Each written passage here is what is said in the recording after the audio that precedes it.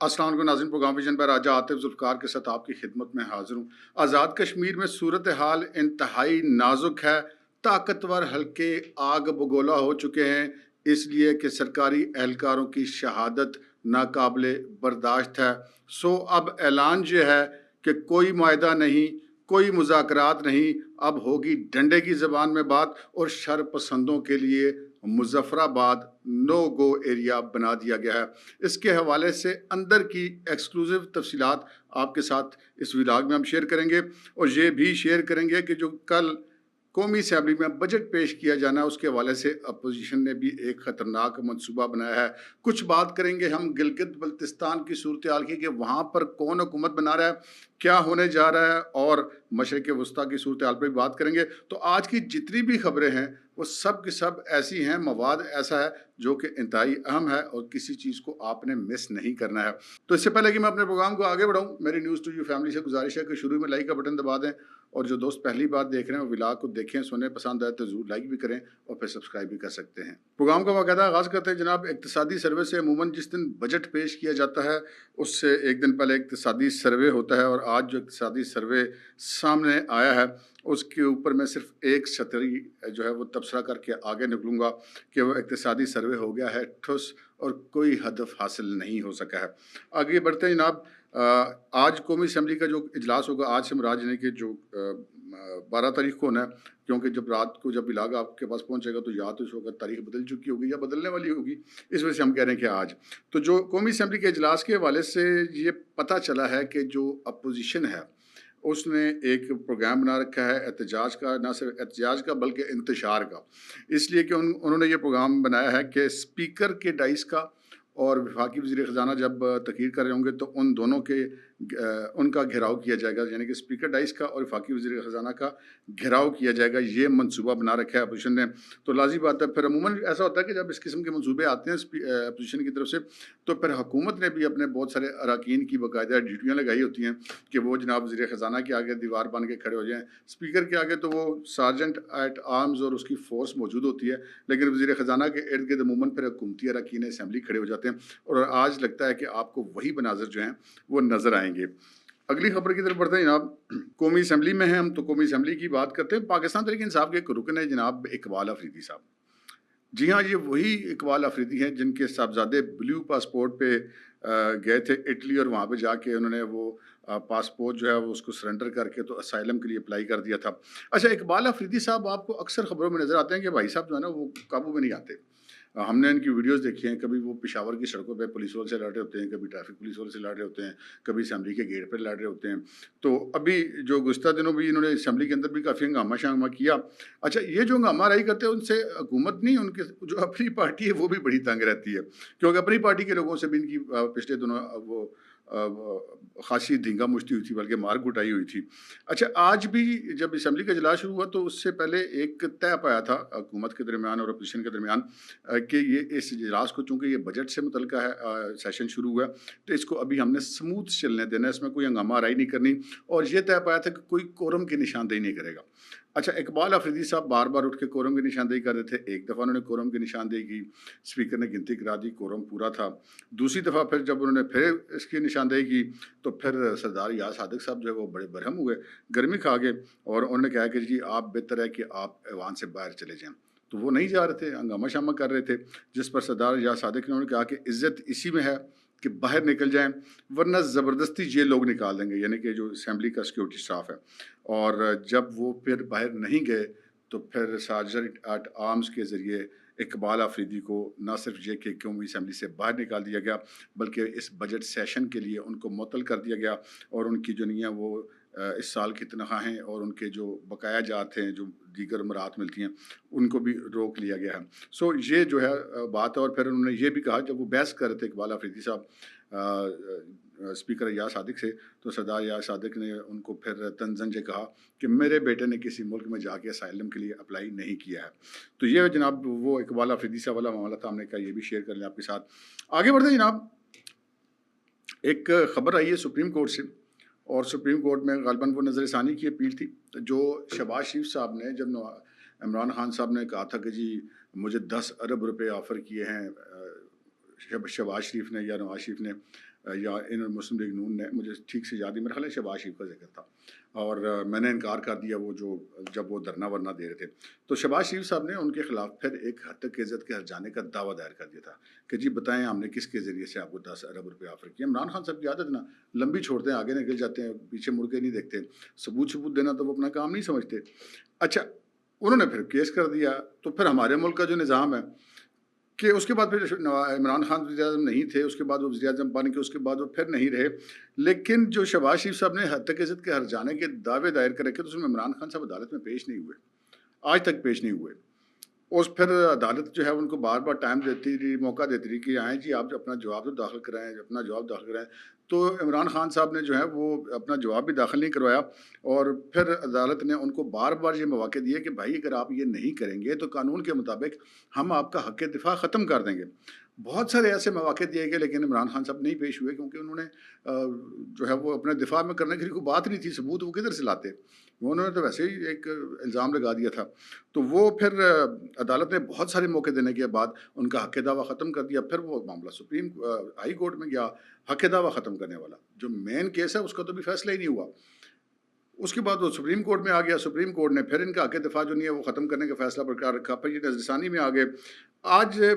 جو ہے وہ پھر فیصلہ سپریم کورٹ نے محفوظ کر دیا تھا۔ جسٹس عائشہ ملک صاحبہ جو ہیں، عائشہ ملک صاحبہ، ان کی سربراہی میں 3 رکنی بینچ تھا جس نے یہ سماعت کی، اور آج انہوں نے عدالت میں ایک مختصر فیصلہ پڑھ کے سنایا، اور اس میں 2-1 کی یعنی کہ 2 ججز کی اکثریت سے انہوں نے عمران خان کا جو حق دعویٰ ختم کرنے کا فیصلہ تھا اس فیصلے کو ختم کر دیا، اور ٹرائل کورٹ کو کہا کہ قانون کے مطابق کارروائی آگے بڑھائی جائے، یعنی کہ عمران خان صاحب اپنا حق دفاع استعمال کر سکتے ہیں۔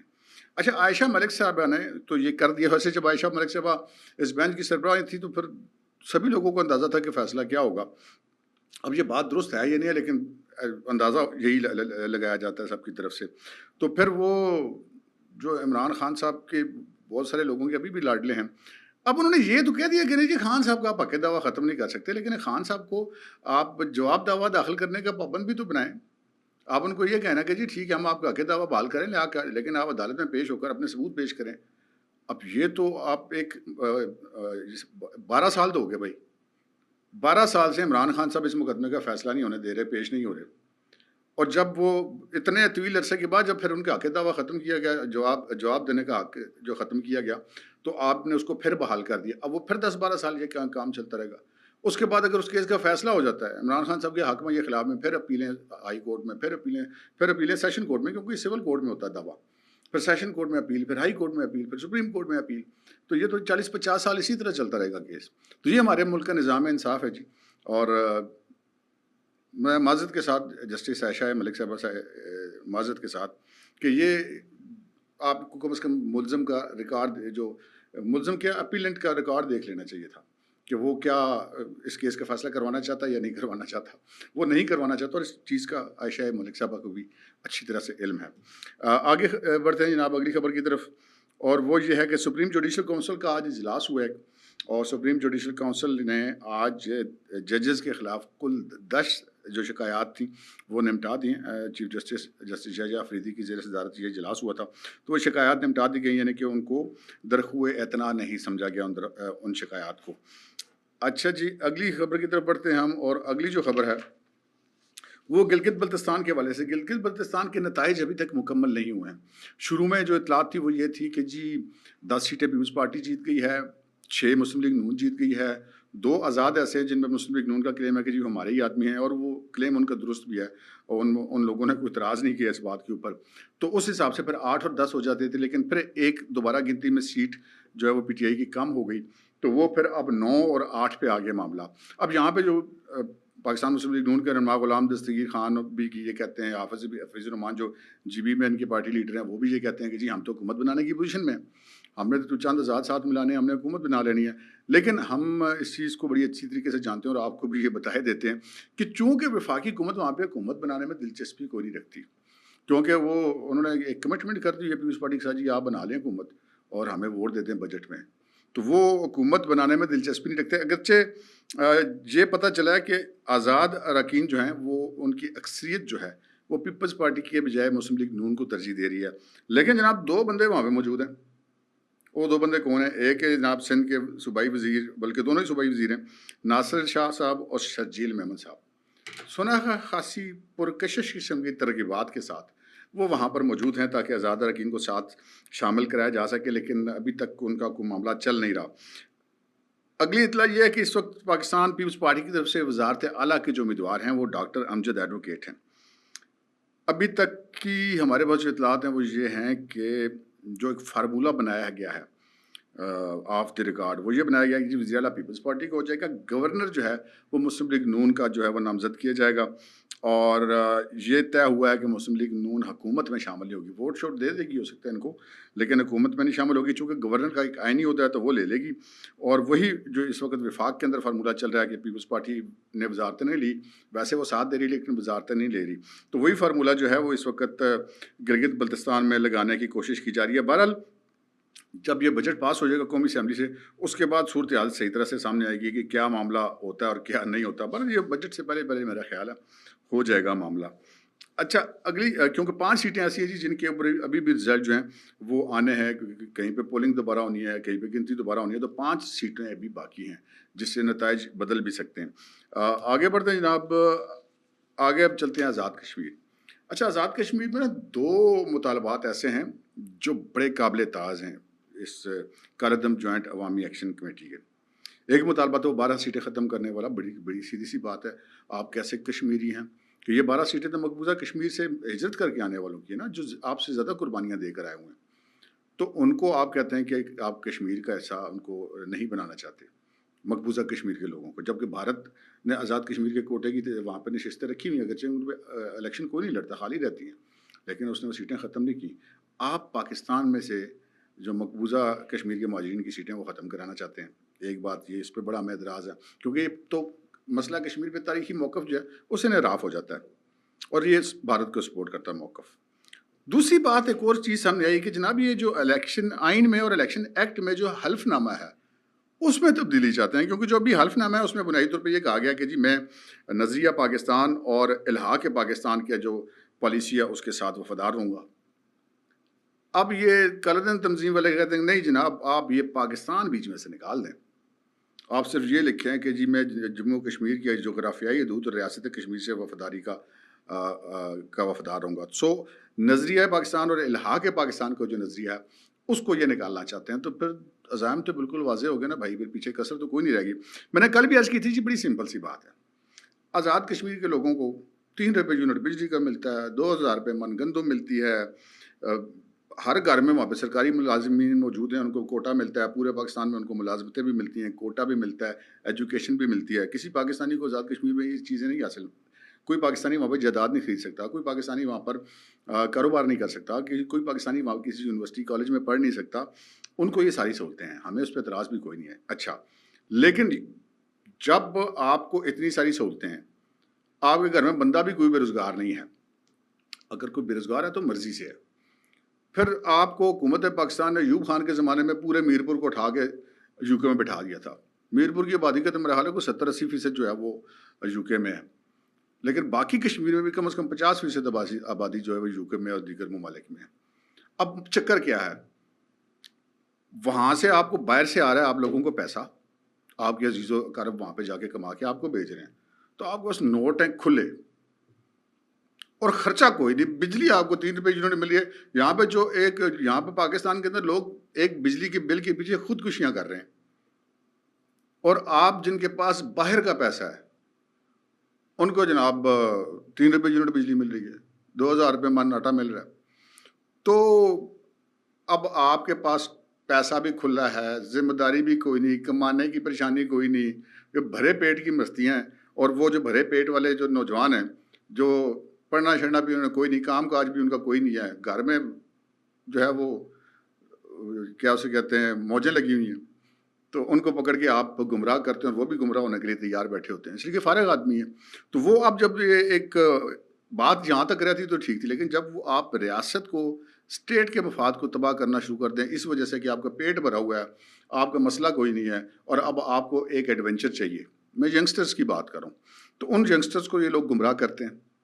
تو گمراہ کر کے یہاں پر لے آئیں، تو یہ صورتحال بڑی حساس ہوگی۔ اب جو انہیں کال دے رکھی ہے آج کی، میں آپ کو وہاں پہ تازہ ترین سچویشن بتا دیتا ہوں۔ وہاں پر آج آزاد کشمیر کے جو علاقے ہیں ان کو آپ 3 حصوں میں تقسیم کر سکتے ہیں۔ ایک وہ حصہ جہاں پہ مکمل امن و امان ہے، تمام بازار کھلے ہوئے ہیں،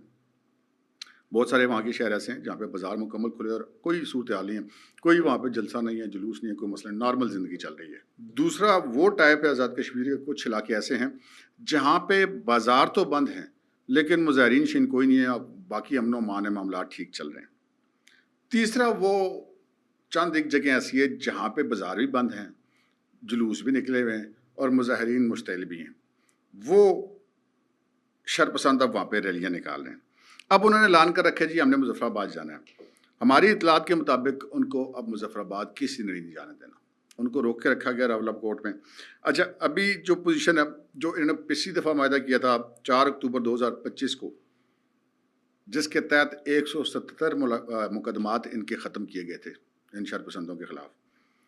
تو آج نوٹیفیکیشن جاری ہوا ہے حکومت آزاد کشمیر کی طرف سے اور وہ 177 مقدمات بحال کر دیے گئے ہیں۔ اور یہ کہا گیا ہے کہ چونکہ جو معاہدہ طے پایا تھا اس کے مطابق معاہدے کے تمام شقوں پر معاملات کو عمل درآمد کمیٹی کے ذریعے حل کرنے پر اتفاق کیا گیا تھا، اور سڑکوں پر آ کے اور انتشار پیدا کر کے اور دباؤ ڈالنا معاہدے کی خلاف ورزی ہے۔ چونکہ آپ نے معاہدے کی خلاف ورزی کری ہے لہذا اس معاہدے کے تحت ہم نے جو آپ کے خلاف مقدمے واپس لیے تھے وہ ہم سارے بحال کر رہے ہیں، وہ ریسٹور سارے کر رہے ہیں، تو اب وہ بحال کر دیے گئے ہیں۔ اب اگلی بات کیا ہے، ہمیں مختلف قسم کی خبریں آ رہی ہیں جی، یہ جو ان کی ایکشن کمیٹی والے کے جو مختلف سوشل میڈیا پلیٹ فارمز ہیں کہ جی ہم نے یہ کہا ہے کہ جی فلاں فلاں ہماری شرطیں ہیں، وہ مانیں گے تو پھر ہم مذاکرات میں بیٹھیں گے۔ بھائی صاحب آگے سے معاملات کچھ اور اب خراب ہیں، معاملات شاید اس کاردن تنظیم کو بھی اندازہ نہیں ہے کہ معاملات کس حد تک جا چکے ہیں ادھر دوسری سائڈ پہ۔ فیصلہ یہ ہوا ہے کہ جناب مذاکرات تو کیا آپ سے کرنے ہیں، آپ کی طرف سے مذاکرات کی پیشکش ہے وہ بھی مسترد ہے، اب نہ کوئی مذاکرات ہوں گے اور نہ ہی کوئی معاہدہ ہوگا، فل فورس کی جائے گی استعمال، کیونکہ یہ جو پولیس اہلکار اور دیگر شہداء ہیں نا 20 شہداء، اس حوالے سے بھائی جان ادھر ریاست میں بڑا شدید غم و غصہ پایا جاتا ہے، بگڑ گئے ہیں معاملات، اب کوئی معافی نہیں ہے۔ یہ بھی پتہ چلا ہے کہ یہ ان ساری ریلیاں، اب دیکھیں یہ ریلیاں جو نکلی ہیں 4-5 ہزار بندہ اگر ریلی میں ہے، اس 4-5 ہزار بندے کو دن کا 3 ٹائم کے کھانے پہ جو نہیں ہے وہ کروڑوں روپیہ لگتا ہے، وہ کہاں سے آ رہا ہے؟ 2 فنانسر جو ہیں ہماری اطلاعات کے مطابق حراست میں لیے گئے جو ان لوگوں کو پیسہ فراہم کر رہے تھے۔ عمر نذیر نامی جو بندہ ہے اس کو بھی اس وقت ہماری تمام فورسز اس کے تعاقب میں، اس کو گھیرا ڈالا جا رہا ہے، کسی بھی وقت اس کو گرفتار کر لیا جائے گا۔ گزشتہ رات بھی ایک بڑا آپریشن کیا گیا تھا اور یہ پتہ چلا کہ شرپسندوں کی جانب سے کچھ انتہائی جدید اسلحہ اور کچھ انتہائی جدید موبائل ٹیکنالوجی استعمال کی گئی ہے۔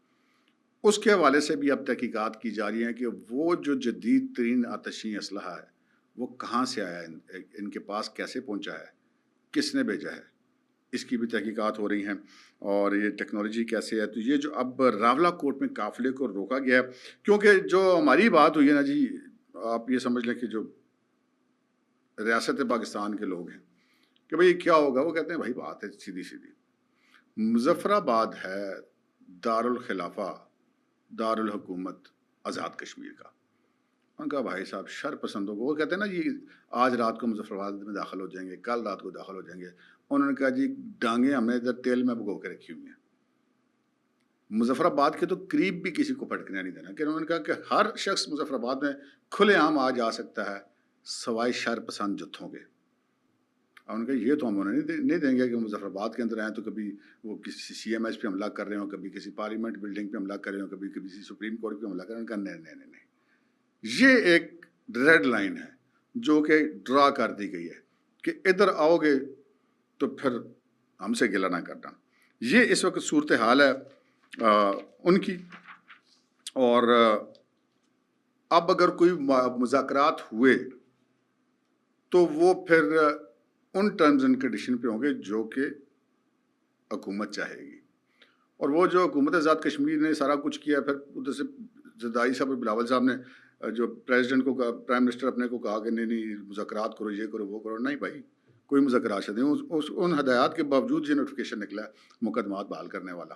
تو آپ اسے اندازہ کر لیں کہ بھائی صاحب جو طاقتور ہیں وہ بگڑے ہوئے. انہوں نے کہا کہ نہ، یہ جو بندے اب شہید ہوئے ہیں یہ کوئی چیز برداشت نہیں ہوگی. تو وہ اب انہوں نے اپنا کام کر لیا خراب. میں نے ایک سوال کیا، میں نے کہا جی یہ جو ان کے لیڈر صاحبان ہیں جن پہ نام شنام بھی رکھا ہوا ہے، ان کا اب کیا فیوچر ہے؟ تو ایک بالکل جسے کہتے ہیں نا بغیر کسی تعطل کے بغیر فوری طور پہ ٹھک کر کے جواب ہے، ان کا مستقبل تاریک ہے. تو بھائی صاحب آپ کی جو لیڈری ہے وہ ساری نکلنے والی ہے، اور آج پکڑے جائیں یا کل پکڑے جائیں یا پرسوں پکڑے جائیں، اب فیوچر آپ کا جو نہیں ہے وہ کسی آزاد جگہ پہ نہیں مجھے نظر آ رہا ہے، کم از کم اندھیرے میں ہی لگ رہا ہے. اگلی خبر کی طرف بڑھتے ہیں جناب. ایران اور امریکہ کا معاملہ وہ 2-3 دنوں سے روز پتہ لگتا تھا کسی نے حملہ کر دیا، پھر پتہ لگتا تھا نہیں، پھر واپس ہو گئے، تو ہم نے اس پر ڈسکس بھی نہیں کیا. تو ابھی آپ کو تازہ ترین صورتحال بتا دیں کہ آج اعلان کر رکھا ہے جناب پریزیڈنٹ ٹرمپ نے، اور کہا ہے کہ جی ایران ختم ہو چکے ہیں اور آج رات سے بڑی بمباری ہوگی، ہم پہلے سے بھی زیادہ بڑی اور طاقتور بمباری کریں گے. اوکے. ساتھ ہی ایران کی جو مسلح افواج ہیں انہوں نے یہ کہا ہے کہ جی ملک کے خلاف ہر قسم کے خطرے کا ڈٹ کر جواب دیں گے. اوکے. پھر ایک ایکس پوسٹ آپ کو اس وقت نظر آ رہی ہے اسکرین پہ، ایران کے اعلیٰ عہدیدار ہیں محسن رضائی صاحب، وہ پھر ٹرمپ سے بھی 2 قدم آگے نکلے. ان کا جی پاگل امریکی صدر یہ سمجھتا ہے کہ ہم اسے اس دلدل سے نکال سکتے ہیں تو جو اس نے خود پیدا کی ہے، لیکن ایرانی میزائل اسے اس میں اور زیادہ دھکیل دیں گے. واشنگٹن کو یہ فیصلہ کرنا ہوگا یا تو ایران کی شرائط قبول کرے یا دنیا میں اپنی ساکھ کا آخری ذرا بھی تباہ کر دے. پھر امریکی نائب صدر جے ڈی وینس نے کہا ہے کہ جناب نیتن یاہو نے یقیناً کچھ چیزیں غلط کی ہیں، لیکن بنیادی طور پر میرا خیال ہے کہ بعض اوقات ایسی بات چیت نجی رکھنا ہی بہتر ہوتا ہے. ہم ساتھ مل کر کام کرتے رہیں گے، لیکن جہاں مفادات مختلف ہوں گے وہاں پہ یونائٹڈ اسٹیٹس اپنی قوم کے بہترین مفاد کو ترجیح دے گا. اور آج جو ہے یہ پتہ چلا کہ امریکی جہاز جو ہے USS مائیکل مرفی، وہاں سے ایران کے اوپر ٹام ہاک کروز میزائل داغے گئے ہیں، اور امریکہ کے جو تازہ حملے ہیں ان کا نشانہ جو ہے ایران کے ساحلی علاقے ہیں. اور دوسری طرف ایران نے جو ہے وہ امریکی اڈوں کو بلاسٹک میزائلوں سے نشانہ بنایا، اور ایران کا جو کاماکازی ڈرونز ہیں اس نے بحرین میں بھی امریکی اڈوں کو نشانہ بنایا. تو یہ جناب تازہ ترین صورتحال تھی، ہم نے کہا آپ کے ساتھ شیئر کر دیجیے. اب تک کے لیے اتنا ہی، اجازت دیجیے، اللہ حافظ.